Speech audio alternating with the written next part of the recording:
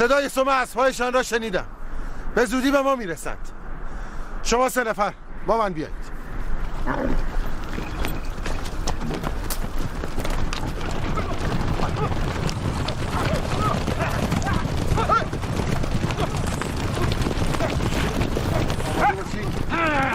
حالا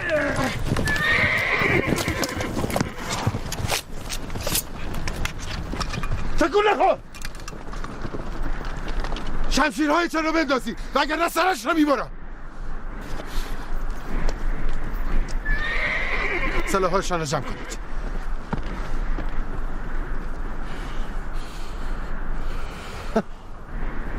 حازم، فکر میکردم به قدر کفایت درس عبرت گرفته ای. بروید.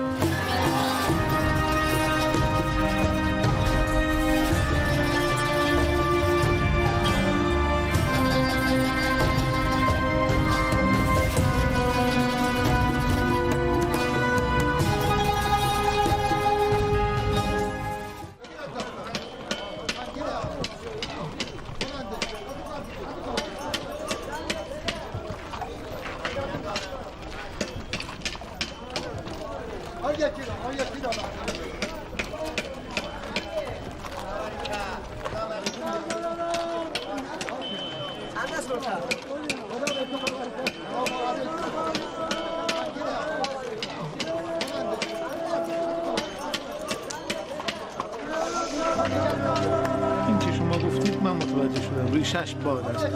جود هندی را با دیگر موادی که به ذهنم رسید ادغام کردم.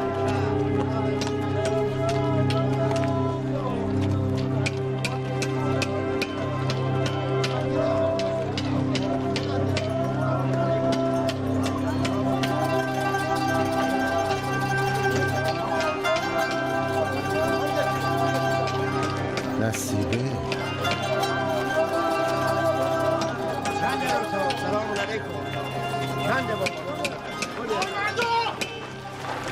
آگاه باشید، فرزند رسول خدا به سوی ما می آید. گیرش کنید. امانش نگید. فریب دروغ خواهی پسر مرجانه را نخورید. دهانش را ببندید.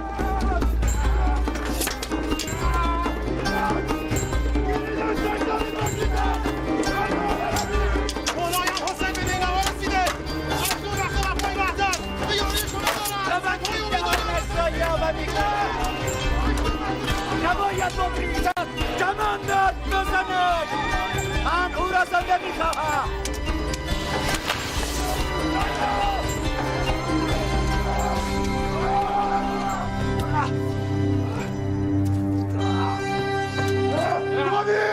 دیابیدش!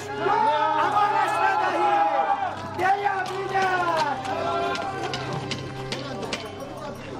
خوش آمدی خزیمه. در کوفه چه خبر شده ابو عامر؟ مردم چرا به جان هم افتادن؟ در این مدت که نبودی کوفه هر روز رنگی به خود دیده. چه میگویی؟ بیا که هیچ نمیدانی. بیا گلوی تازه کن تا برایت بگویم. همینقدر بدان که هزاران سکه زیان کرده، فرصت‌های مناسب یکی پس از دیگری از کف ما رفته، اما هنوز دیر نشده. اشعث کندی در به در به دنبالت میگردد و برای دیدنت لحظه شماری میکند. از من میشنوی به دیدنش برو. اشعث کندی؟ هیچ شیری از کفتار نصیب نبرده. چه شده باز سراغ من رو میگیره؟ تو هم که از او هیچ نصیب نبردی روباه صحرا. به هر حال بد نیست بدانی که سکه‌های ابن زیاد را همین اشعث کندی چوب حراج میزند. خزیمه دیگر آن خزیمه قبل از سفر نیست. نمیخواهی آدم شدنم را ببینی؟ کرکس آدم شدن را چند ماه تعطیل کن، کیسه هامان که پر شد همه آدم حسابمان میکنن. بی خود وسوسه هم نکن. من میخواهم روز 10 محرم روز عروسی هم باشد. اگر بریر بفهمد دوباره پاکج گذاشتم همه چیز به هم میریزه. بریر که صبح تا شام سر در کتاب قرآن دارد و به مردم حلال و حرام میآموزد از کجا میخواهد بفهمد؟ به اطرافت خوب نگاه کن، همه به طمع سکای ابن زیاد گوش تیز کردند و بو میکشند. خزیمه، این روزها شامهای تیز قیمت دارند. اما من فقط به نصیب فکر میکنم. همین.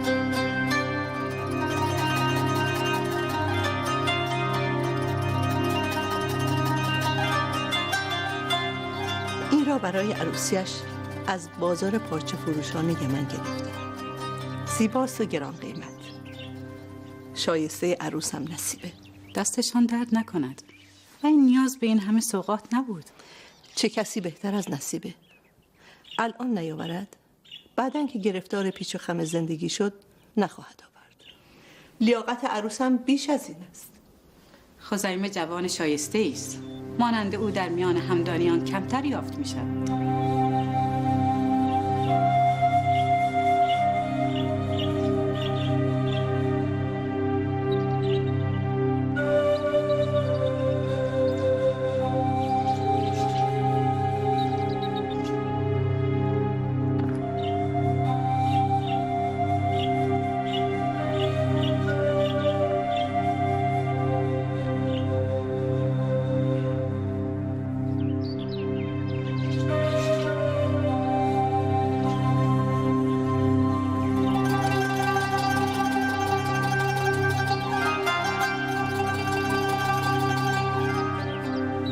از سلیقه من خوشت آمد؟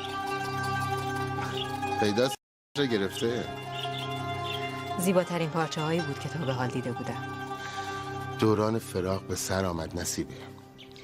تمام طول سفر به تو فکر میکردم. همه سختی هایش رو به خاطر تو تحمل کردم. اما تو انگار زیاد از برگشتنم خوشحال نیستی.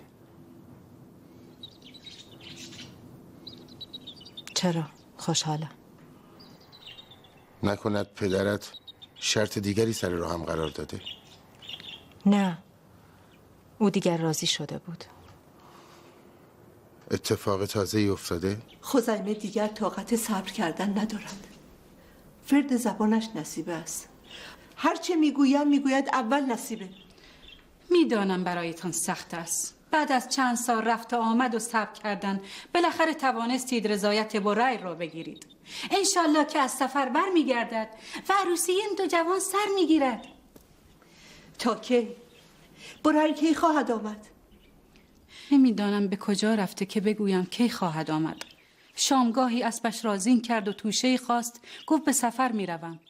کوفه را هم که میبینی آنقدر در فتنه و آشوب و نیرنگ فرو رفته که نمیشود به کسی اعتماد کرد. بارها خواستم به بازار بروم و سراغ او را از دوستانش بگیرم تا شاید بدانند کجاست، چه میکند، اما ترسیدم. از چه؟ از اینکه گمان کنند او نیز برای پیوستن به مخالفان خلیفه از شهر خارج شده. هر روز اتفاق تازه‌ای میافتد و کسی به اتهام در افتادن با خلیفه و عبیدالله زندانی یا بردار میشود. قبل از سفرم با پدرت قول و قرار گذاشتیم. تمام طول سفر به این فکر میکردم به موقع به کوفه بازگردم. پدرم اگر راضی به این وصلت نبود که اصلا با تو قول و قراری نمیگذاشت. اما او خودش گفت 10 محرم. چطور ممکن است چند روز مانده به قرارمان به یک بار ناپدید شود؟ باور کن که ما هیچ نمیدانیم. من نمیتوانم باور کنم. پدر تو صحابی رسول خدا چطور ممکن است نداند مؤمن باید به وعده‌اش عمل کند؟ من جاهل این را میدانم. آن وقت پدر تو که حافظ کل قرآن است نمیداند؟ من هیچگاه به تو دروغ نگفته و نمیگویم. ابن خزیر اگر بتواند زیر قولش بزند، خزیمه نمیتواند. به پدرت بگو روز 10 محرم اگر آسمان به زمین بیاید خزیمه با نصیب عروسی میکنه.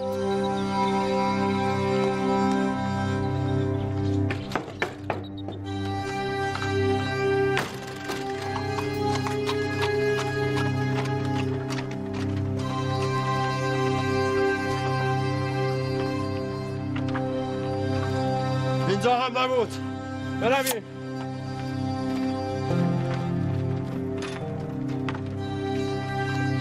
ای بی‌ارزه، باید پوستت رو بکنم پر از کاه کنم تا همه بدانن سستی در انجام دستور یعنی چه. جواب ابن زیاد را چه بدهم؟ ارادت من به امیر بیش از این کافیست بوسینه. تا دیروز بیشاب شطور میخوردی، دنبال رمه میدویدی. اکنون از امیر و ارادت به امیر سخن میگویی؟ من از تو ابن جعده را میخواهم. اگر نتوانی به چنگ بیاوری روزگارت را سیاه میکنم. کوفه پر رمز و راز است، نمیتوان. رمز و راز کوفه راه گشودن دارد، گاه به ضرب شمشیر، گاه با برق دینارهای سرخ. اگر عرضه داری ابن جعده را بیاب، وگرنه جایت همون سیاه چالهای کوفه است. او را خواهم یافت و اگر هم نیافتم، اگر نیافتی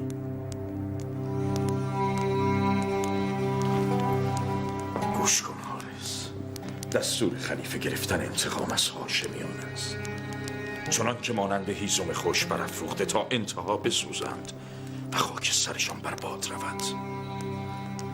اکنون که جهل و حماقت کوفیان با طمعشان در هم آمیخته، باید از فرصت استفاده کرد. و اما تو با این بیورزگی هایت داری همه چیز را خراب میکنی مردک. در خدمتم سرورم. اگر عباس ابن جعده به بند کشیده نشود، قوم و قبیله‌اش را علیه ما میشوراند، مردم را آگاه میکند، پس باید خفه شود. کاش خزیمه از سفر برگشته بود. برگشته سرورم، اما نیازی به او نیست. نه حارس، نه، این گره فقط با دستان تردست او باز می شود. بیاریدش. اطاعت سرورم.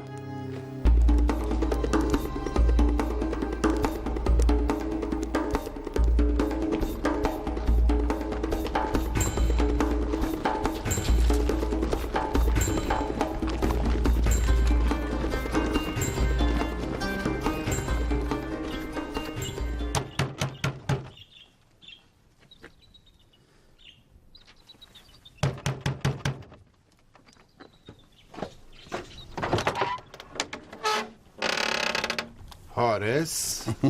آری، حارس اسدی، مأمور شرطه‌خانه کوفه.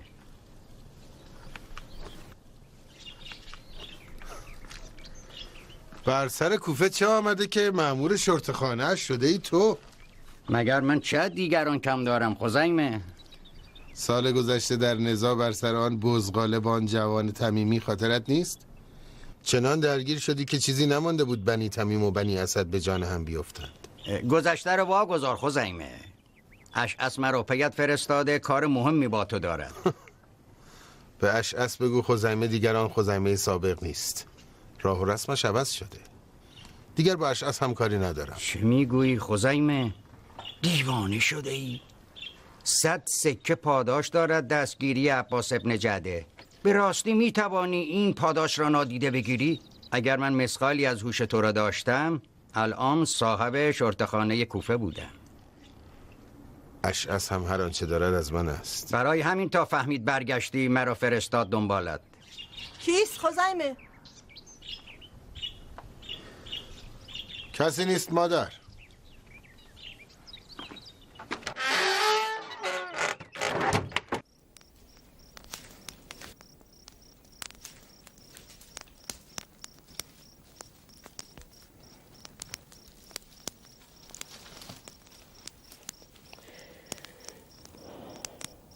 بلند شو بر سر سفره بنشین. اشتهایی به خوردن ندارم. با قصه خوردن که چیزی درست نمی شود. بهتر است دعا کنی هر چه که صلاح هست همان شود. کدام دعا؟ کدام صلاح مادر؟ برای اگر به موقع برنگردد عروسی بی عروسی. کاری از دست ما بر نمی آید. دیدی که خانوادهش هم پریشان حال بودند و بیخبر. می گفت شامگاهی توشه‌ای برداشته سوار بر اسبش شده که به سفر رود. به کجا و برای چه خدا می داند. نه اکنون موسم حج است که به طواف خانه خدا رفته باشد، نه او بازرگانی است که در پی تجارت باشد. در 8 سال گذشته فقط 2 بار به قصد حج از کوفه خارج شده. اصلا مرد سفر نیست. عجیب است که حتی به همسرش هم پیغامی نداده تا از دل واپسی به در آید. زبانم لال، میترسم به دست عبیدالله گرفتار شده باشه. نه، اینها همه برای بازی دادن من است، اما این بار فرق میکند. نمیدانم بعد از این همه آمد و شدهای تو اگر قرار بود دخترش را به تو ندهد قولش را هم نمیداد. جماعت کوفه به راحتی آب خوردن به زیر قول و قرارشان میزنند. مگر نگفتی چه بر سر مسلم آوردند؟ چه برسد به من؟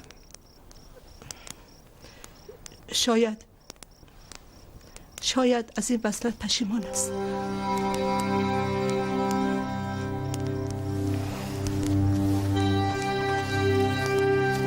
کجا؟ همین امشب باید حقیقت روشن شود. همین امشب.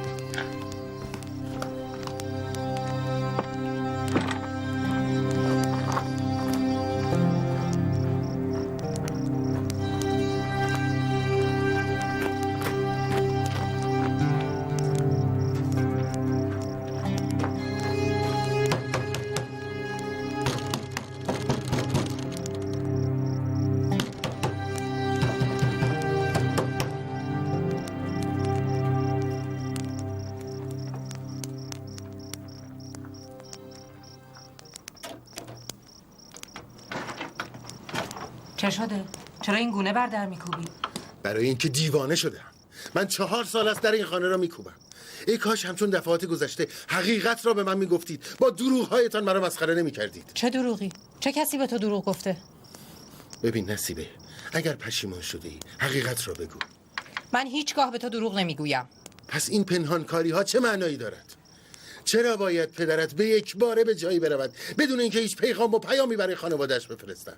اگر حقیقت را بگویی باور میکنم، اما غیر از حقیقت اگر بخوایی هر آنچه بگویی همان بهتر که هیچ نگویی.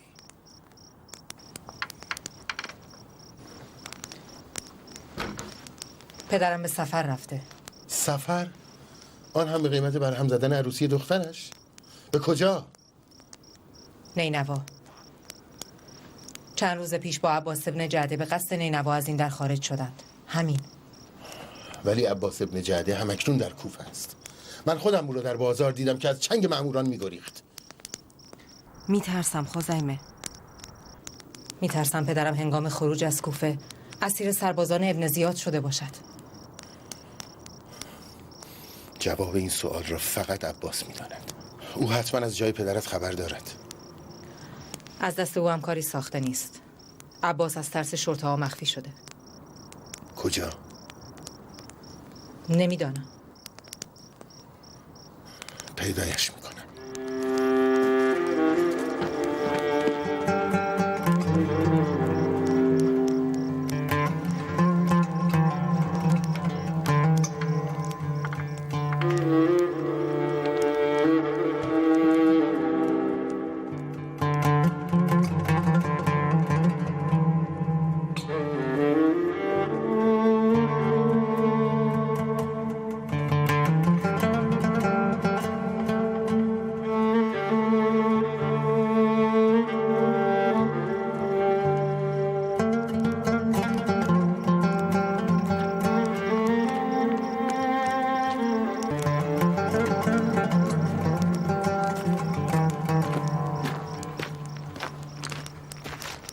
کجا با این عجله؟ چه شده؟ ساعتها انتظارت را میکشم. خبر مهمی برایت دارم. خبر مهم؟ بگو چه شده ابو عامر؟ در کوچه که نمیشود. پس باشد برای فردا. کجا میروی؟ کوفه هر ساعت به رنگیست. تو میگویی تا فردا صبر کنم؟ ابن زیاد 100 سکه قرار داده برای کسی که ابن جعده را بیابد. پس شتاب کن و 100 سکه را دریاب. تو میدانی من بدون اجازه تو آب هم نمیخورم. نمیتوانم ابو عامر. امشب پریشانم. هیچ کس چون تو از پس این کار بر نمی آید. میدانم این را. کارهای مهمتری دارم. شاید این سکه ها به درد آن کار مهمت هم بخورد. مگر تو بارها نگفتی پدر نصیبه به دنبال دامادی شریف و با اعتبار است؟ آری گفتم. نیمی از شرافت را سکه های سرخ می سازد. 100 سکه ارزش فکر کردن را دارد. ندارد؟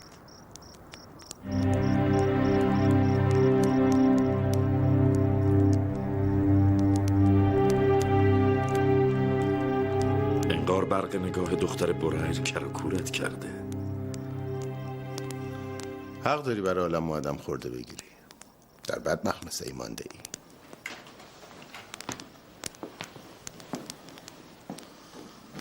امانم را بریده. امیر را میگویم تمام کوفه را کردم.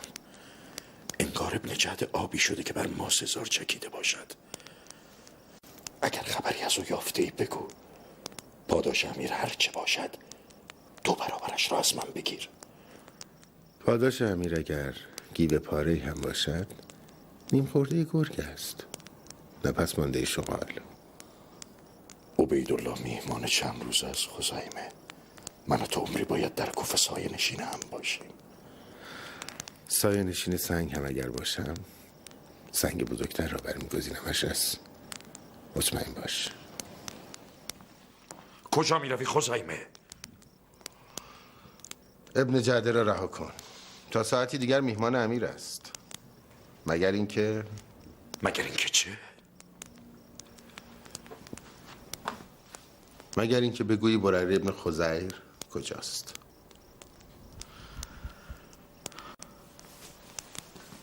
اگر امیر بفهمد دنبال بریر هستی عروسیت را به عزا تبدیل خواهد کرد. برای همین میخواهم با تو معامله ای بکنم.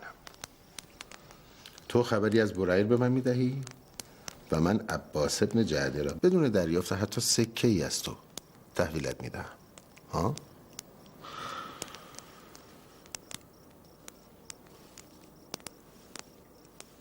باشد. تو ابن جعده را پیدا کن. من هم خبری از بریر به تو خواهم داد. پس هنوز در بندش نکرده اید. کوفه سیاهچال‌های عمیقی دارد. عمیق و تاریک. من باید او را تا 10 محرم پیدا کنم. پس وقت را تلف نکن.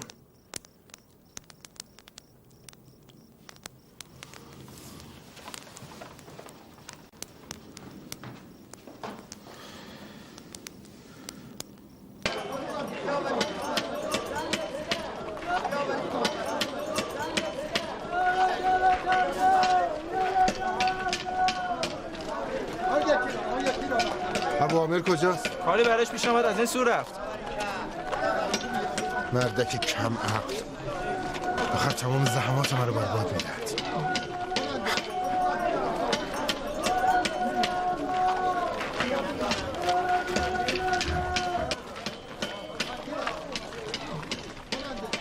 اینطوری کاری که ازت خواستم رو انجام میدهی؟ مگر نگفتم حتی برای لحظه دکان رو تنها نذار؟ من همان کاری را کردم که تو خواستی. حدست درست بود. ساعتی پیش زنی آمد برای خرید مرهم. بگمانم بیماری در خانه داشت که زخمش عفونت کرده. باید همانی باشد که به دنبالش هستیم. به همین دلیل زن را تعقیب کردم. خانه‌ای دارد در محله بنی تی. از آنجا میآیم. شک نکن عباس ابن جعده در آنجاست. چرا معطلی؟ دیر به جنبی بو میبرد و فرار میکند. یک سکم گیر ما نمیآید. از اینجا به بعدش را بسپار ببر. بیا 2 برابر سهم همیشه. یعنی چه؟ یعنی اینکه تو کارت را انجام دادی و پولت را گرفتی. از این به بعد هم در مورد این موضوع با احدی سخن نخواهی گفت. ولی این بار فرق میکند. تو خود بهتر از من میدانی عباس ابن جعده بیش از اینها میارزد. شاید، ولی هر کس به اندازه هوش و درایتش سهم میبرد.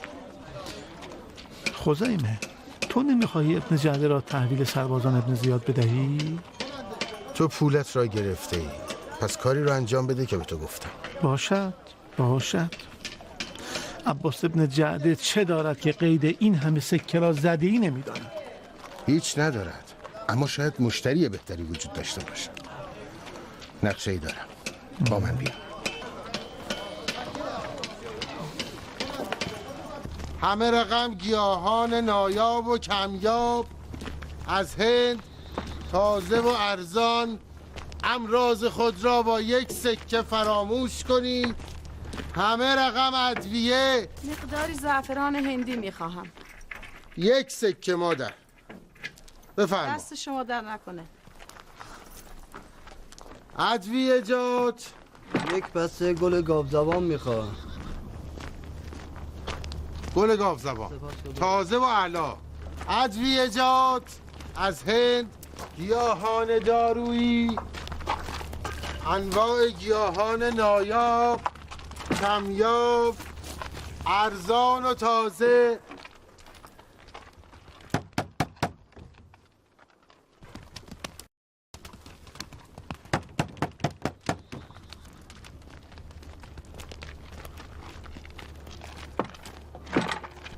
سلام مادر.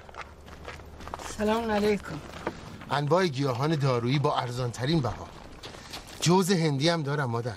بخر که ارزشش را دارد. به چه کار می آید؟ دم کرده آن مفرح است. برای رفع کسالت مفید. نیازی ندارم. لااقل جرعه‌ای آب به من بده. گلویم خشکید از بس داد زدم. قدری تحمل کن، الان می آورم.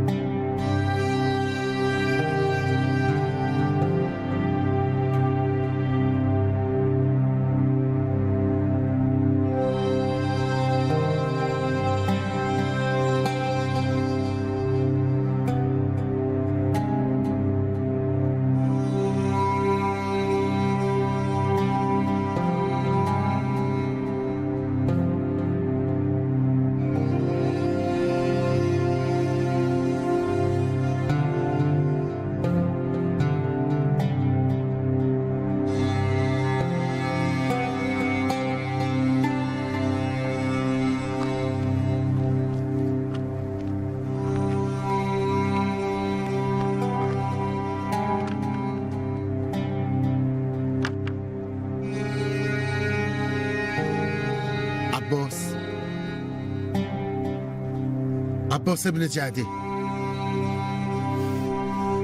اگر اینجایی نترس، سخن بگو. من از نزدیکان و آشنایان بریر هستم. زن و دخترش نگران اویند. مرا در پی تو فرستادند تا شاید خبری به دست بیاورم، مگر نه اینکه چند روز پیش همراه وی از خانه‌اش به قصد نینوا خارج شدی.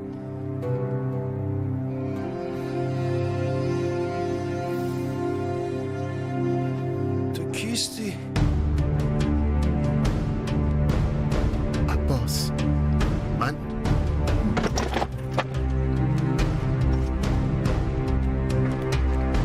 همینجاست، در رو بشکنید. بیاوریدش. ظالمو چه میکنی؟ چه میکنی حارس؟ عین همیشه کارت رو خوب انجام دادی. بیاوریدش. یالا بیا عباس. ببریدش.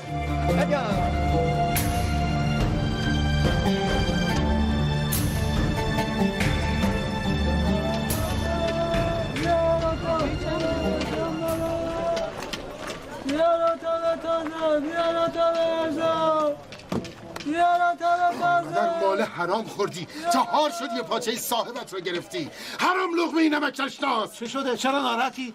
این بلایی که سر دیگران آوردی اکنون به سر خودت آمده؟ کم از من به تو رسیده بود؟ من چرا نباید این کارا میکردم؟ از چشمان عاشقت فهمیدم که پایت سوس میشود. چرا باید به خاطر تو 100 سکه پاداش را دست میدادم؟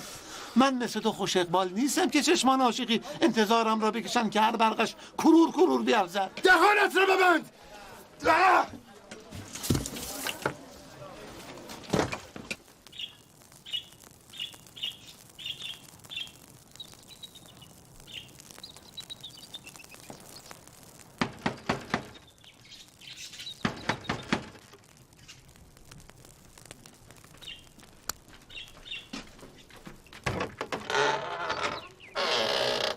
سلام مادر. علیکم السلام. چند ماهی سفر بودی، حال که برگشتی ساعتی در این خراب شده بند نمیشوی. نمیگویی مادرم پیر است و تنها، شاید محتاج تو باشد. به زودی تنهایی تو به پایان میرسد. تنهایی تو و بی سر و سامانی من. از برای خبری شده؟ میشود مادر. زیر سنگ هم که باشد پیدایش میکنم و روز دهم با نصیب عروسی میکنم. خدا عاقبت مرا از دست کارهای تو به خیر کند. نمیدانم شیری که به تو دادم حلال نبوده یا نانی را که پدرت با 1000 زحمت به دست می آورده. شاید بدی کردم که نتیجهش اولاد نااهلی مثل تو شده. خزیمه، مگر من چه کردم مادر؟ وقتی این گونه حرف میزنی میدانم کاری را که نباید کرده ای. چه خوش خیال بودم من که فکر میکردم عشق نصیبه تو را سر به راه کرده. من هیچگاه قولی که به نصیبه دادم را فراموش نمی کنم مادر.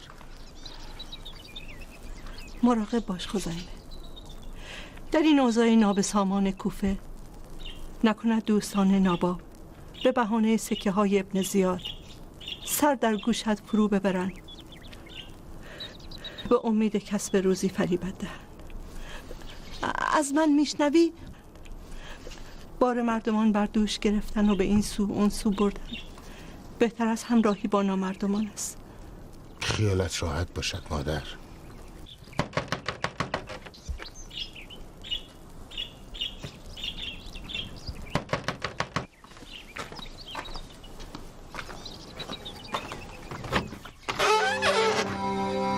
پدرم راست میگفت که بعید است تو عوض شوی و خلق و خوی مردانه با غیرت را پیدا کنی. چی میگویی نصیبه؟ مگر پدر با تو چه کردی که میخواستی او را به دام سگان ابن زیاد بیاندازی؟ خزیمه چنین قصدی دارد؟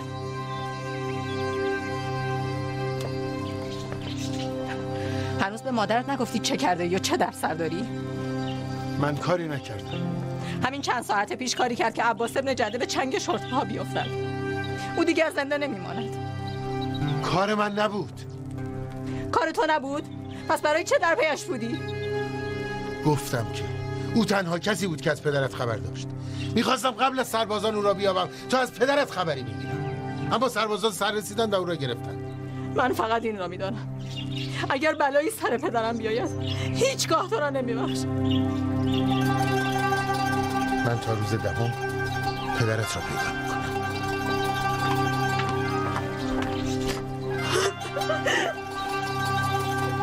همیشه همینطور. دیر به جنبی کسانی هستن که کار را بهتر از تو تمام میکنند. ناامیدم کردی خزیمه. تو فکر میکنی ابو عامر گنجشک مغز خودش به تنهایی نقشه را کشیده بود؟ تنها فکر کردن کافی نیست، به موقع عمل کردن مهم است. سکه های سرخ به ابو عامر رسید. برای تو دیگر چیزی نمانده. من سکه نمیخواهمش. از کاری کن عباس را ببینم. او میداند بریر کجاست. تو از بریر چه میخواهی؟ تنها یک چیز، عمل کردن به وعده‌ای که خود داده. دست بردار خزیمه. تو میخواهی داماد کسی شوی که ابن زیاد به خونش تشنه است؟ از زیرکی چون تو به دور است. اما من فقط دخترش رو میخواهم. احمق نباش خزیمه. دخترکان کوفه ناز پروردند و عشوه‌گر. نباید فریب ناز و عشوهشان را خورد. باشد، اما بعد از یافتن بریر.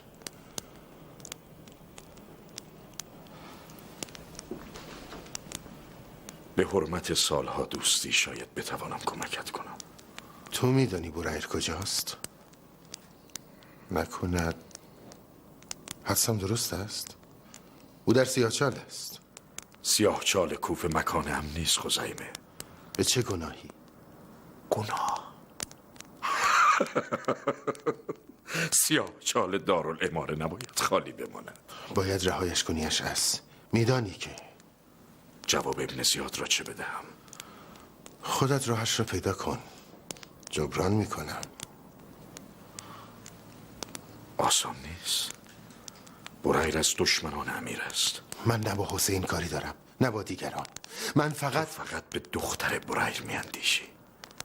هر خواسته‌ای بهایی دارد. هر چه باشد میپذیرم. رهایی برهیر و گرفتن امان نامه از امیر برای او با من، به علاوه 100 دینار سرخ که با آن زندگیت را شاهانه سامان دهی. در مقابل کاری کن که ابن زیاد میخواهد.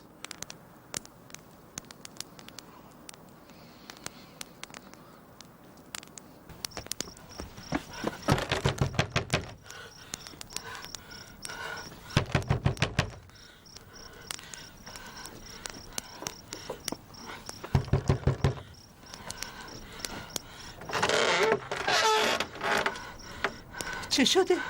خزیمه راهی نینوا شده، به خواست امیر کوفه. آخر پایش لرزید. میترسم. از چه؟ از اینکه او نگران خزیمه یا پدرت؟ هر دو مادر، هر دو. نگران نباش نصیبه، نگران نباش.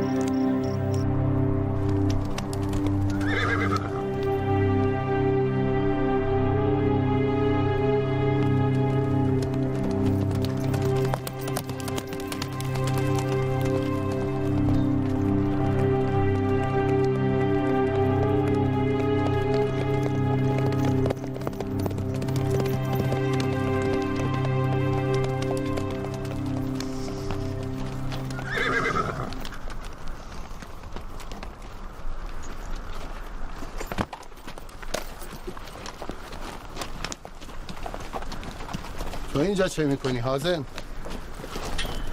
باز چه بساطی پهن شده که لاشخوران جمعن؟ خاموش، خوب به اطرافت نگاه کن. من دستیار مخصوص عمر بن سعدم، فرمانده تمام این قشون. از کی تا به الان راه زنان بیابانگرد را دستیار مخصوص میگویند؟ گوش کن خزیمه، این عرصه من است. اگر پسر سعد امیر این لشکر است، من همه کاری اویم. پس مراقب زبان و کردارت باش. نه، ظاهرا راهزنان هم سلسله مراتب دارن. من همان حازمم. این را در گوشت فرو کن.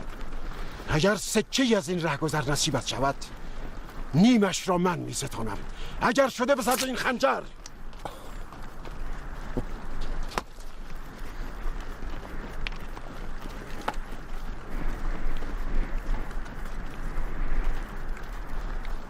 مردک شکم گنده نادان، اینجا صحرای نینواست، نه مجلس مهمانی که شکم از عزا در آورده ای. قربانت کردم، من تنها خوشه انگور از آن طبق برداشتم، همین. این طبق میوه است، نه ملک ری که هر سگی نوالی از آن به دندان گیرد. در این ظرف 4 خوشه انگور بود که تنها یکی از آن مانده است. چه میخواهی؟ کسی از کوفه آمده است سرورم. آمده است که آمده است. هر سگی که از کوفه آمده است باید سر در آخور ما بکند. از طرف امیر عبیدالله آمده است قربان. باز عبیدالله کسی را فرستاده است تا اوامر ملوکانش را به ما برساند. خزیمه است، همون که خودتان خواسته بودید. همان جوانک همدانی است؟ آری سرورم. پس چه غلطی میکند؟ نکند میخواهد که ما به دستبوسی ایشان برویم. اجازه ورود میخواهد. دزدان و لاشخوران را بی اذن من به خیمه من راه میدهی و خانه خرابم میکنی. آن وقت آن که باید بیاید نگهش میداری. گم شو بیرون، بیرون.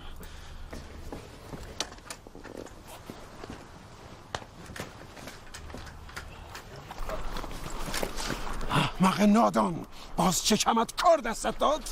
خودت گفتی بروم حازم؟ من سکه هایش را نشانت دادم، تو به طبق انگورش دست برد زدی. ابله، من چه میدانستم شماره دانه های انگورش را هم میداند؟ همان از آن شکمت دریدی تو.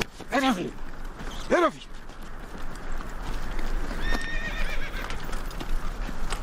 امیر در انتظار توست.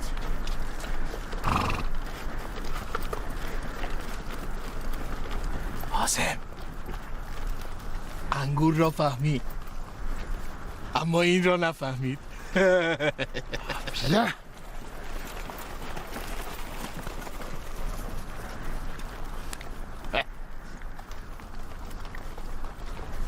دشمن از تمام این ناحیه حراست می کند، با نگاه بانانی تیز چشم و آماده، اما تمرکزش در این ناحیه است. حسین نمی خواهد بگذارد ما بدانیم در این میان چه در حال رخ دادن است. آیا مهیای نبرد می شود یا اندیشه دیگر در سر دارد؟ نمیدانم.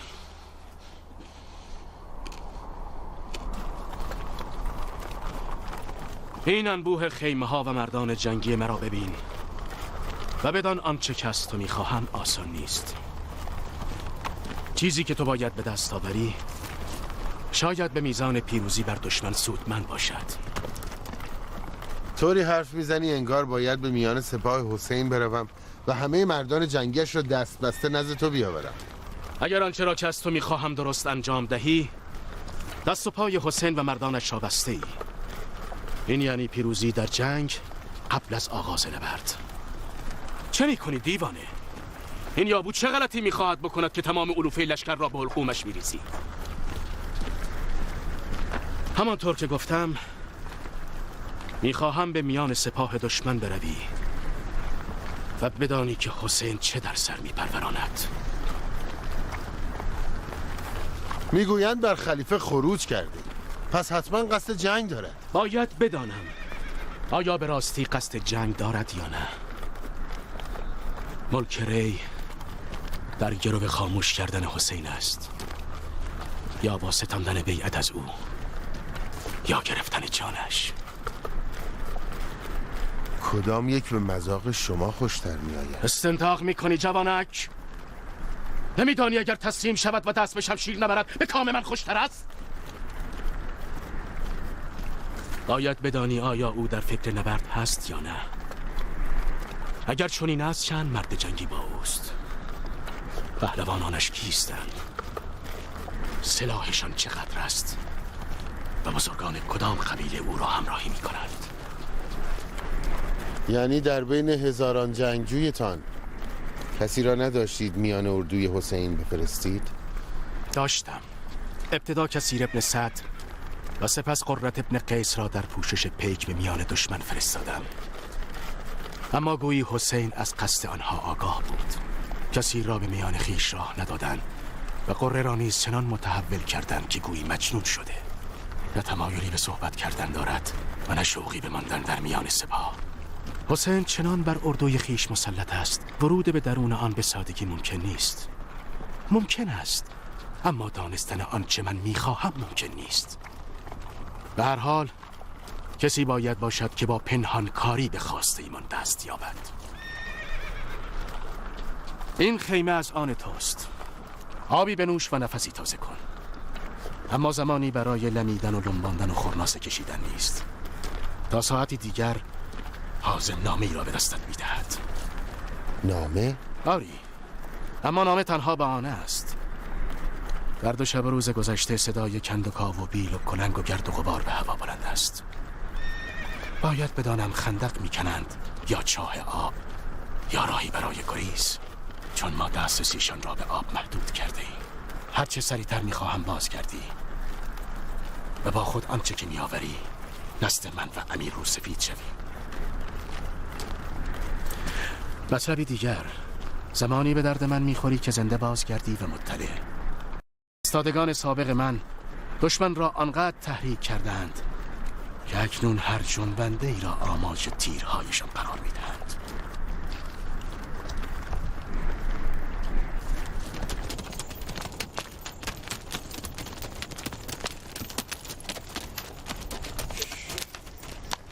آنجا اردوگاه دشمن است، همون مشعل ها که میبینی. از این نقطه به بعد حریم آنان است. گاه تک به تک و گاه در گروه های 2 یا 3 نفره سوار بر اسب میگردند تا از هجوم ما آگاه شوند. اگر میخواهی بی دغدغه وارد اردوگاهشان شوی، همان مشعل ها را پیش چشم دار و برو. ولی من میخواهم مسیر دیگری را برگزینم. تو دیوانی. این نامه عمر ابن سعد. هر کار که میخواهی بکن، اما برو. گمان نکنی از کشته شدنت قصه دار میشویم خزیمه.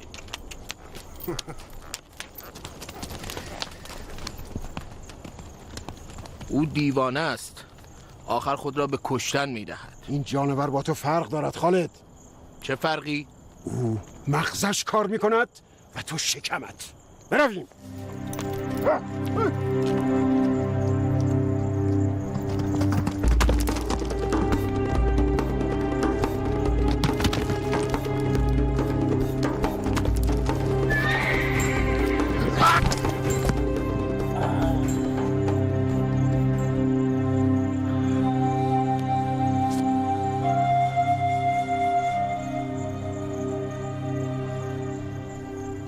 همه گودال حفر کردند. من نمیفهمم تو چه میگویی. تو هم حرف مرا باور نداری.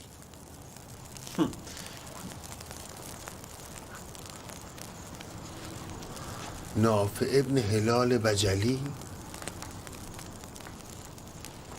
همان که در کوفه به کار آهنگری مشغول است. آری، اینجا چه میخواهی؟ من فقط فرستادم با نامه ای که فرستاده؟ پس چرا دزدانه و در تاریکی؟ غیر از این بود که راه را گم نمی کردم. ابن سعد میداند فرستادگانش را از کدام سوی به اردوگاه ما بفرستد. به یقین تو نیز میدانسته ای، مگر آنکه به قصد رساندن پیغام به سوی ما نیامده باش. من فقط آورنده پیغامم. پیغامم را هم تسلیم کردم. از دشمنی که خود را به قصد جنگ آراسته است هر چیزی ممکن است. منظورت را نمیفهمم. من به سمت شما می آمدم که ناگهان اسبم سقوط کرد. همین. منظورم روشن است. مثل تو که به قصد خبرچینی به اردوگاه ما می شتابی و با خود پیغامی به همراه داری که اگر رازت فاش شد بگویی چون شب بود راه را گم کردم. میخواهیم برای آوردن آب به سوی فرات رویم. شما نمی آیید؟ چند نفرید؟ 12 نفر. تحت امر که هستید؟ علی اکبر. جون نیز شما را همراهی می کند؟ خیر، جون در خیمهش مشغول آماده سازی سلاح هاست. بسیار. دستورات علی اکبر را مو به مو اطاعت کنید و مراقب خود باشید. خدا به همراهتان.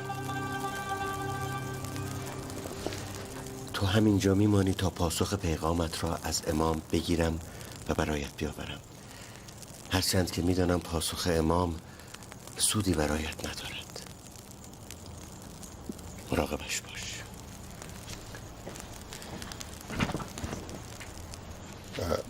میتوانی قدری آب به من بدهی؟ تو نمیدانی که آب را بر روی مولایم و یارانش بسته اید؟ راست میگویید. حتما تعدادتان باید زیاد باشد که ذخیره آبتان تمام شده. بیش از 1000 نفرید؟ گمان نمی کنم. باید کمتر از این تعداد باشید. تأمل تو در این باب حکم خبرچینی دارد. از چه میترسی؟ اینکه بگویند با فرستاده دشمن سخن گفته ای؟ کسی صدای تو را نمیشنود. بگو چند نفر. در مقابل 10 سکه طلا از من بگیر. مایل نیستم پاسخ دهم. فقط همین. سربازی به وفاداری تو ندیدم. اما این وفاداری نیست، بیشتر به حماقت شبیه است. چون که سکایت رو قبول نمی کنم؟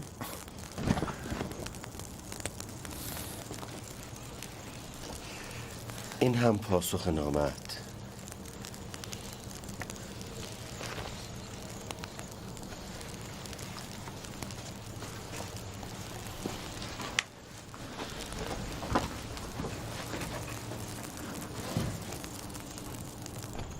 من دیگر خودم میروم. تو میتوانی برگردی و مطمئن باشی که من دیگر... وظیفه من همراهی توست تا از حریم اردوگاه دور شوی.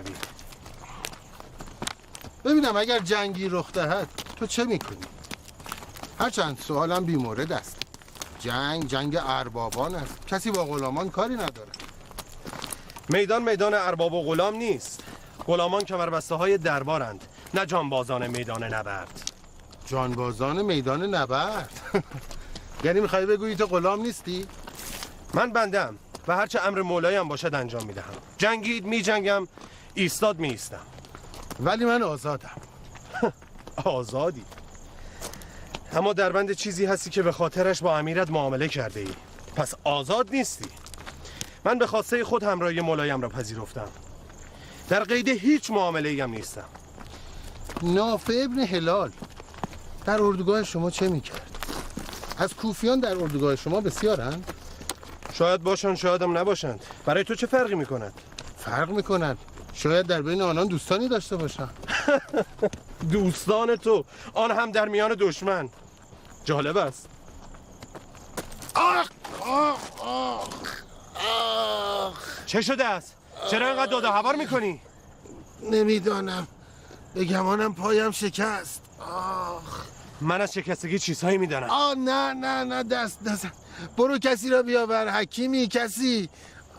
حکیم کدام است؟ من درد شکستگی را از هر حکیمی بهتر میدانم. نه تو در این تاریکی شب چه میبینی؟ آخ. نیاز به دیدن نیست. من دستم را بگذارم روی پایت میفهمم. نه دردش زیاد است. آخ، لااقل برو مشعلی بیاور. نه مشعلی در کار است، نه کسی که درد تو را بهتر از من بفهمد. آخ، لااقل مرا به اردوگاهتان ببر تا قدری بیاسایم. آنجا حتما حکیمی هست دیگر، نه؟ تنها یک راه باقی مانده، این که سوار اسبت کنم و به اردوگاهت بازگردی. نامسلمان، تو که به هیچ صراطی مستقیم نیستی.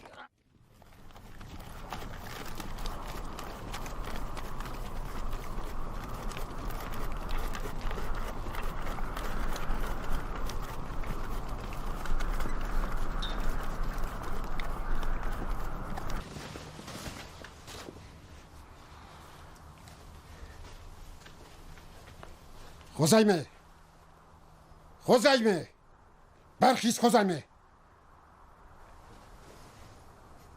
راه و رسم ادب که نمیدانستی، لگد پرت کردن هم به آن افزوده ای؟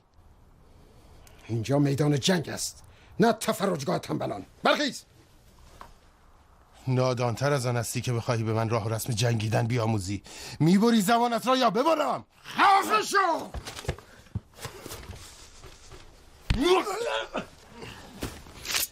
این برای اینکه بدانی با چه کسی طرف هستی.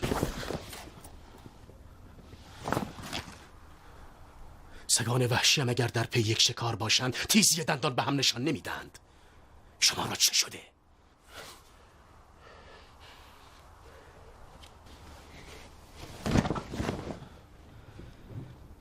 چه توفی با خود آورده ای که بر روی مردان من تیغ میکشی؟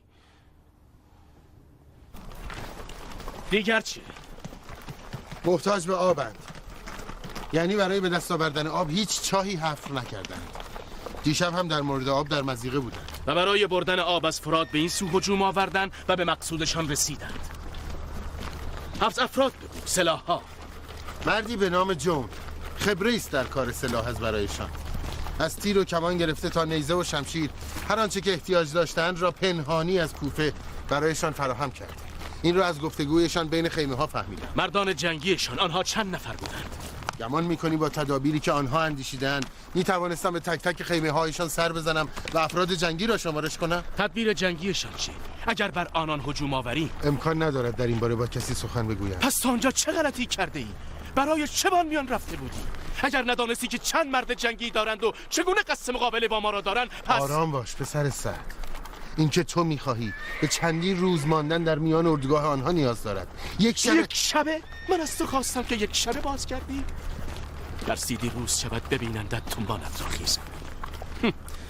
گمان میکردم عبیدالله خبرچینی را برایم فرستاده که رد پرنده را در شب تاریک هم برایم میزند.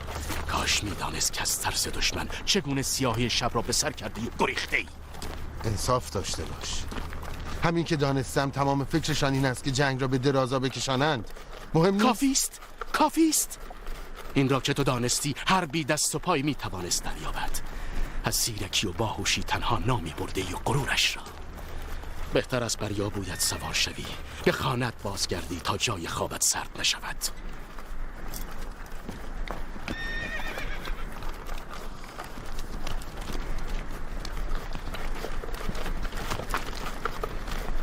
یک شب دیگر به من مجال بده. آنگاه خواهی دانست خزیمه کیست. مجالی در کار نیست. عبیدالله از تأخیر در جنگ آزرده خاطر است. اگر تأخیر کنم فرماندهی جنگ و ملک ری را یک جاست دست میدم. عبیدالله شمر را آماده حرکت به سوی میدان کرده. امشب کار را یکسره میکنم. هر آنچه بخوای به دست میآورم. اینجا میدان جنگ است خزیمه، میدان جنگ. کوتاهی در اجرای حکم همراهی با دشمن است. این را میدانم. اگر میدانستی که چنین باز نمیگشتی. بهتر است به کوفه بازگردی، به پای امیر بیفتی تا از سر تقصیرت بگذرد. هر چه بخواهی میدهم تا یک فرصت دیگر به من بدهی. فقط همین امشب. پیش از هر چیز اسبت را میگذاری تا ضمانت انجام عهدت باشد. اگر دست خالی باز کشتی، هر آنچه را که به مصلحت بدانم دربارت انجام میدم. اگر فرزند عبیدالله هم باشی، من فرمانده این میدانم.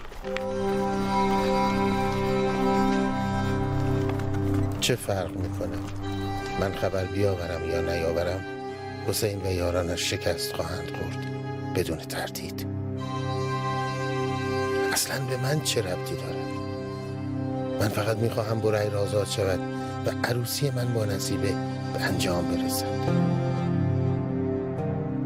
دعوای بنی هاشم و بنی امیه از قبل هم بوده، از این به بعد هم خواهد بود. هر کدام به فکر خلافت خیش است. این وسط آنکه همه چیزش را میوازد منم. من نه کاری به یزید دارم نه به حسین. چه عیبی دارد به فکر زندگی خودم باشم؟ این حق را که دارم ندارم؟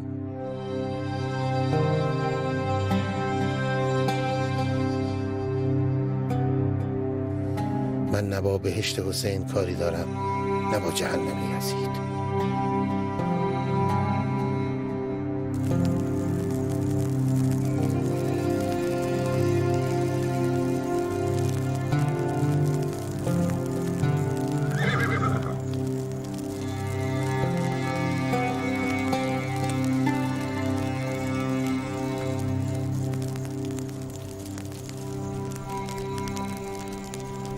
چه میکنی خزیمه؟ قرار است را از یاد برده ای؟ خودت را به زحمت میاندازی.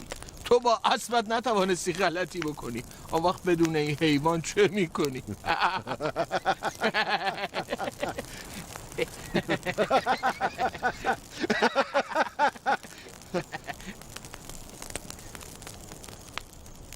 تو بهتر است به امورات خود برسی.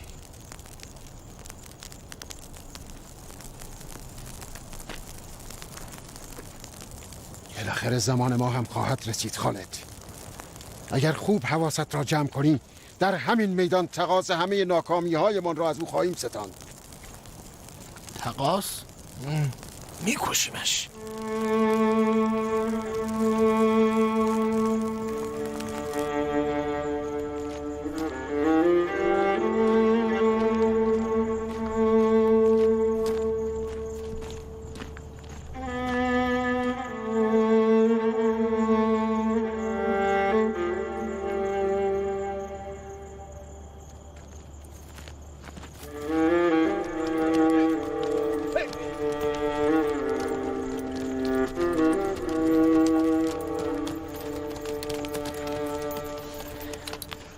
مراقب باش چیزی به جا نمونده باشد، حتی یک نیزه. به همه گفتم که همه وسایل را جمع آوری کنن و با غروب آفتاب تا خندق عقب نشینی کنن. باید حریم را خوب بگردیم. شاید کسی مطلع نشده باشد، یا شاید کسانی هنوز در پی پیوستن به اردوی ما و دیدار با امام باشند. باید آنها را یاری داد.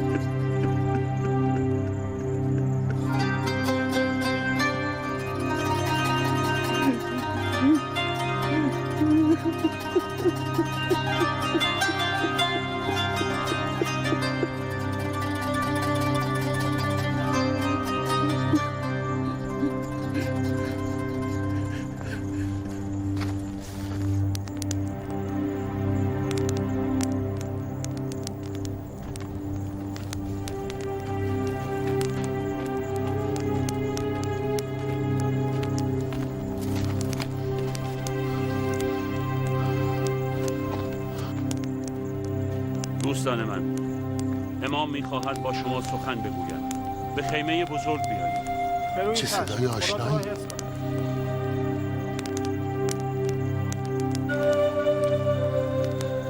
امام همه را به خیمه بزرگ فراخوانده. میخواهد با شما سخن بگوید. تو اینجا چه میکنی؟ لعنت به اشعث، او که میگفت برهش در بند است. به خیمه بزرگ بیایید دوستان من. امام میخواهد با شما سخن بگوید. چشم، به خدمت ایشان اینجا چه میکنی؟ چگونه برگشتی؟ من آمدم به سپاه حسین بپیوندم. دروغ میگوید، او جاسوس است. چرا تهمت میزنی؟ من هم میخواهم یکی از سربازان حسین باشم. چه شده نافه؟ سلام علیکم. این مرد مخفیانه به اردوگاه ما آمده. او خزیمه است، از دوستان من. سر پرشر شوری دارد. قرار است دامادم شود. خودم رخصتش را از امام خواهم گرفت. چه خوب شد که برهر تو را میشناسد.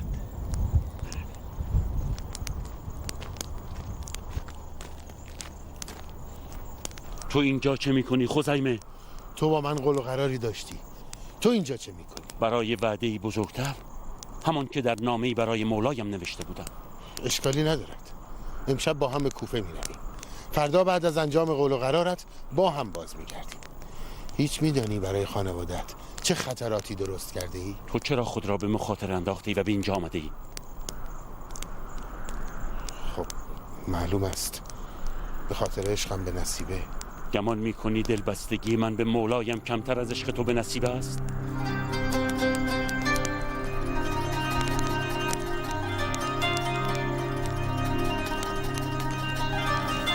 جوان، نمیخواهی به من کمک کنی؟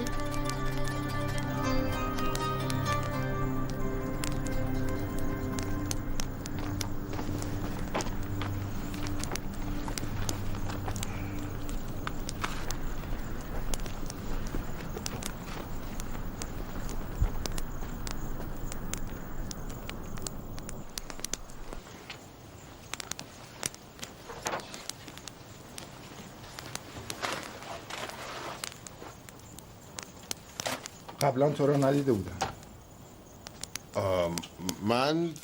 من به تازگی وارد اردوگاه شدم. تو نیز غریبه به نظر میرسی. از اهالی کوفه که نیستی. من جون ابن حوای نوبهی هستم. مولایم فرموده شمشیرها را صیقل دهم و تمام نیزه ها را تا صبح فردا تیز کنم. خدا میداند فردا چه خواهد شد. قیامتی به پا خواهد شد که عاقبتش رسوایی تمام بدنامان است. میخواهی من یاریت کنم؟ مگر نشنیدی برهر چه میگفت؟ مولایم همه را به خیمه خیش خوانده. به یقین سخنان مهمی برای گفتن دارد.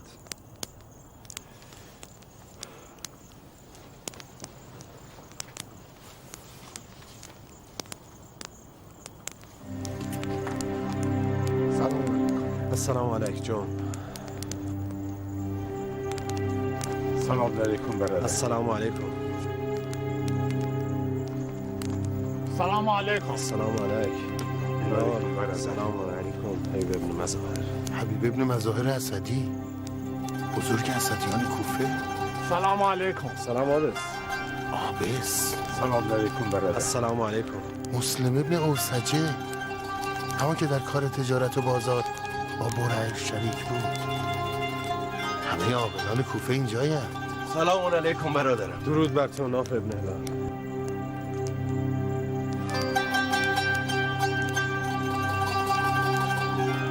ای خاندان و شیعیانم، این شب را مانند شتری راهوار به حساب آورید و خود را نجات دهید، زیرا آنان فقط مرا می‌خواهند. خدا شما را رحمت کند. بیعتم را از شما برداشتم و پیمانی را که با من بستید نادیده گرفتم. بروید و نجات یابید. ای فرزند رسول خدا، سر و جانم به فدایت. اگر برویم فردای محشر در پیشگاه خداوند چگونه در برابر رسول خدا و مادرت فاطمه زهرا قرار بگیریم؟ نه، سوگند هرگز از تو جدا نخواهیم شد. مگر خون ما سرختر از خون مسلم ابن عقیل، هانی ابن عروه و عباس ابن جعده است. عباس ابن جعده را کشتند. ای یاران، من فردا کشته می شوم و شما همه با من کشته می شوید و فردی از شما باقی نخواهد ماند. سپاس خدای را که ما را در یاری دادن به شما کرامت بخشید و با کشته شدن در راه شما شرافت عطا فرمود.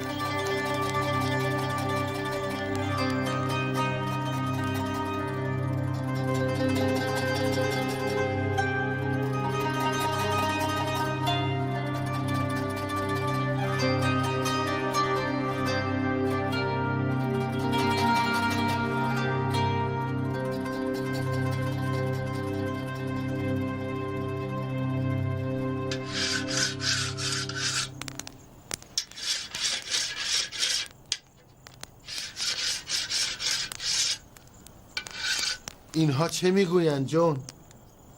همون که شنیدی. هر که دل باخته است فردا جانش را فدای فرزند رسول خدا میکند. برای چه میخواهند با او بجنگند؟ چرا آن همه سپاه در مقابل او صف کشیدند؟ تو کیستی که هنوز نمیدانی در این میدان دوست و دشمن کیست؟ نمیدانم. من نمیدانم کیستم. برای چه آمدم؟ به دنبال چه میگردم؟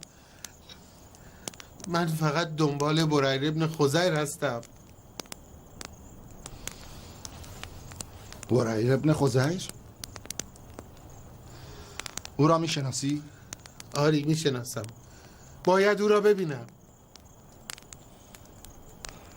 کمی تحمل کن، او را به اینجا میآورم.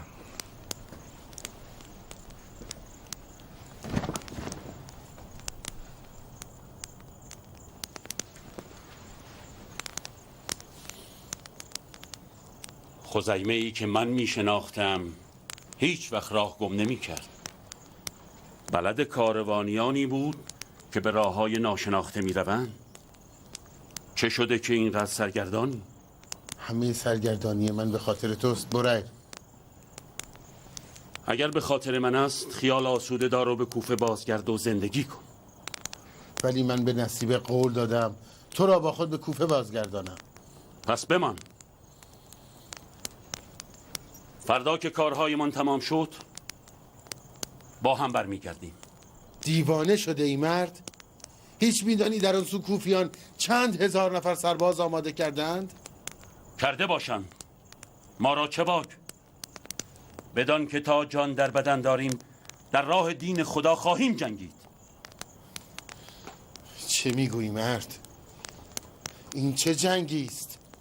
در یک سو هزاران هزار سپاهی آماده و در این سو همه اینهایی که من میبینم به 100 تن هم نمیرسند. همه ایتان کشته خواهید شد در همان ساعت اول نبرد. حال که میدانید چنین است چرا باید بجنگند؟ اگر نجنگند چه؟ بپذیرند که خلیفه هرچه میگوید درست است؟ هرچه میخواهد انجام دهد؟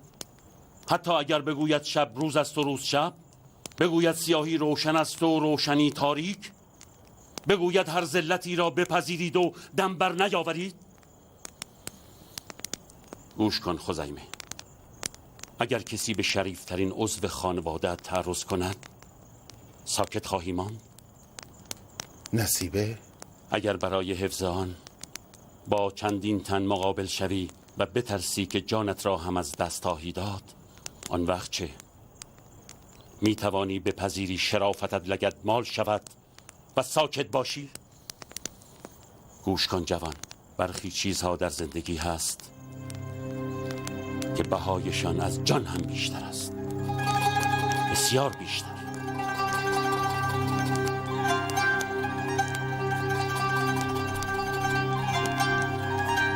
میدانم، ولی من در پی تو به اینجا کشنده شدم. تو با من قول و قراری داشتی.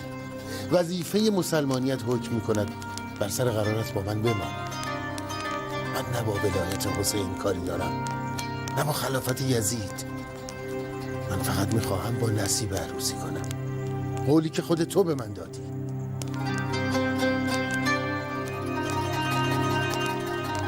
باشد.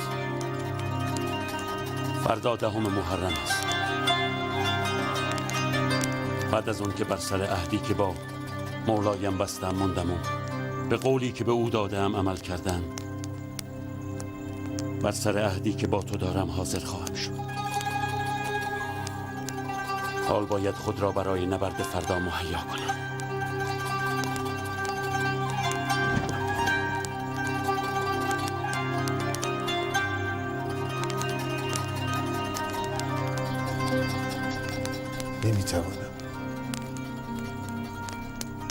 نمیتوانم اینجا بمانم و با دستان خویش خود را به کشتن دهم. نمیتوانم.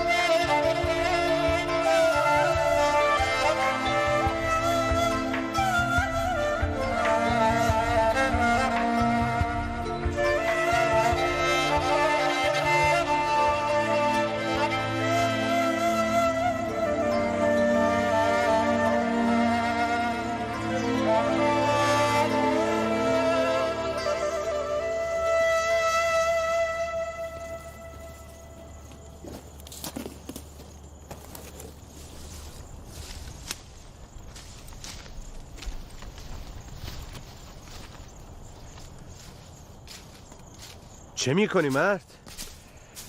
اگر میخوای کمک کنی آن تیغا و بوتها را بیاور.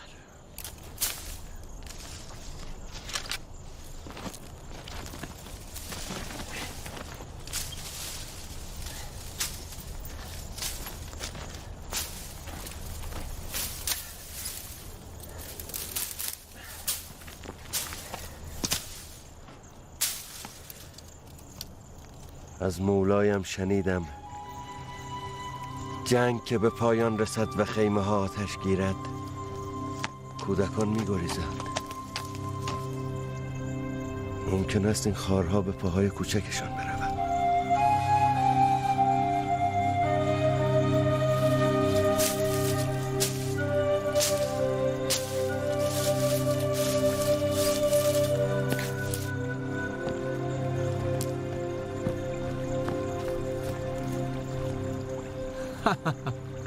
فردا روز پرمنفعتی است. من برای بعد از جنگ نقشه های فراوان دارم. خیمه ها.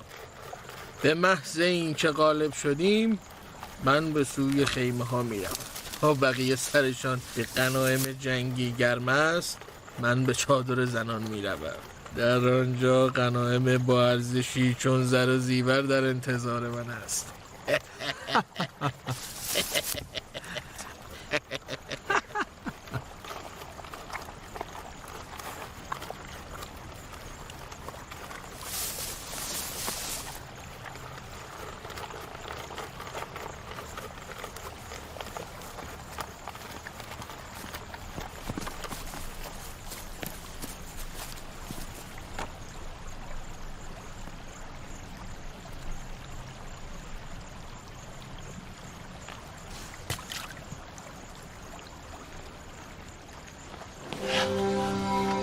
از وقتی که آمدی منتظر فرصتی بودم که باید بلغزد خزیمه.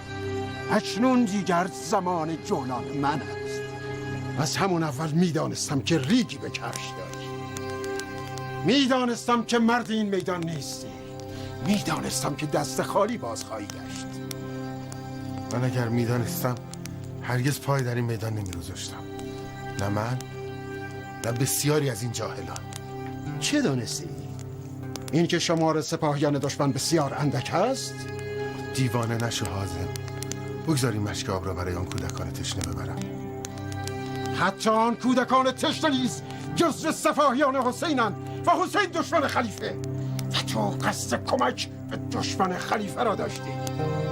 آنکه دشمن میخوانیدش نوه رسول خداست. من فقط میخواهم برای آنها آب ببرم. بزن!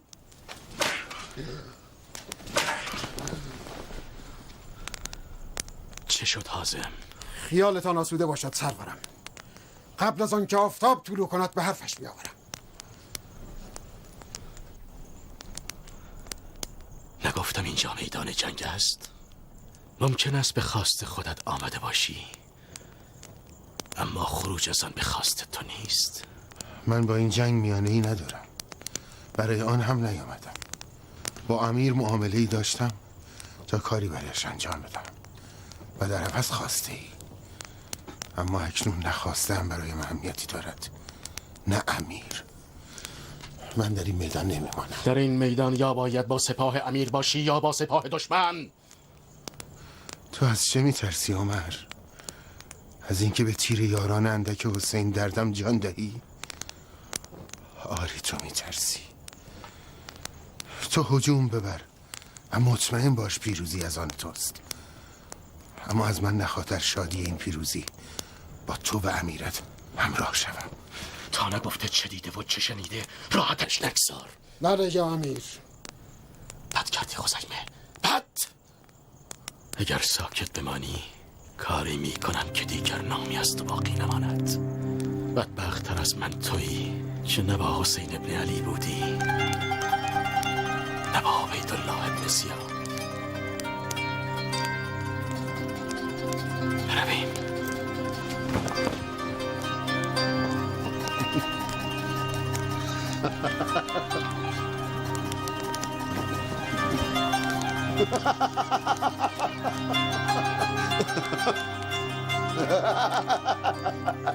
خیال آسوده دار. قبل از آن که آب مشکت تمام شود زبان باز خواهی کرد. ببین حازم، من در گذشته به تو بد کردم، قبول دارم، اما تاوانش را میدم. تاوان میدهی؟ خود به زور میستانم. به زور! به زور میستانم! به زور میستانم! به زور میستانم! حازم بگو، اعتراف میکنی؟ گوش میکنم. بگو! تشنم بسیار. باش، آنقدر که زبان در کامت بخشک. نه نجیب، دارم هلاک میشم. جرعه آب به من بده. امکان ندارد. حازم، حازم، بیهوده فریاد نزن. حازم ندارد. بهایش رو میپردازم. چگونه؟ جرعه آب به من بده. اول بهایش را می‌ستانم. البته اگر ارزشش را داشته باشد. چقدر؟ آب دادن به تو مساوی با همکاری با دشمن است. تو که میدانی. 10 سکه طلا. 10 سکه شاید ارزشش را داشته باشد، اما اول سکه.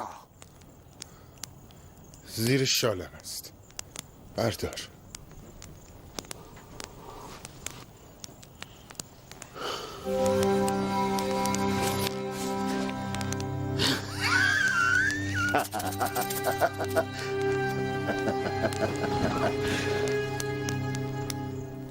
حازم، امیر عمر ابن سعد تو را میخواند.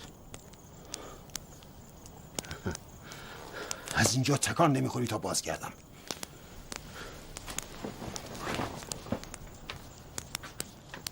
به دادم برس. میتوانی جرعه آب به من بدهی؟ میخواهی بدنامی همدستی با تو را به جان بخرد؟ حاضرم در ازای فقط 1 جرعه آب 10 سکه طلا به تو بدم. گفتی چند سکه؟ 10 سکه طلا. معامله خوبیست، اما حیف که نمیتوانم از اینجا تکان بخورم. نیازی نیست. از آب همین مشک به من بده. عجله کن. اگر حازم بیاید 10 سکه طلا نصیب او می شود.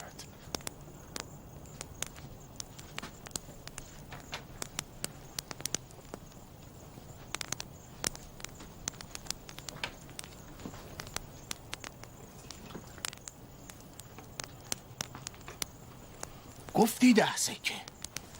آره. 10 سکه.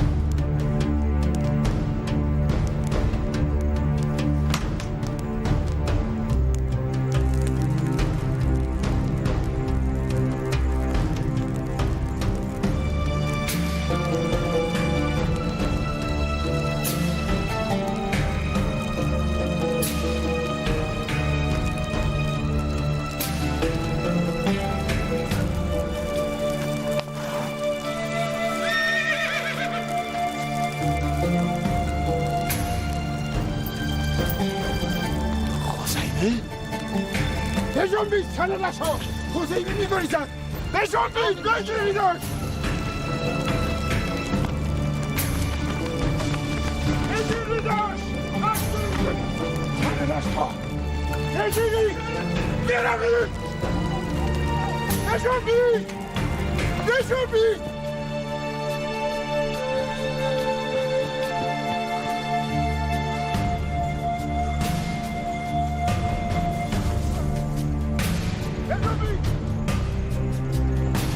بیستید.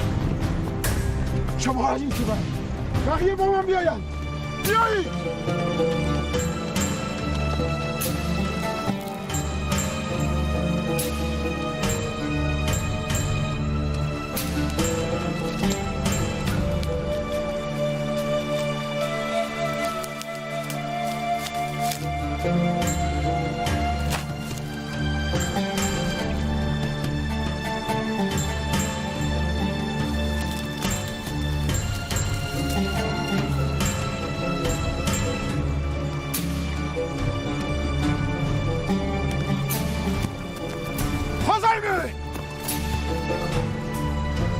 کماندار بزن.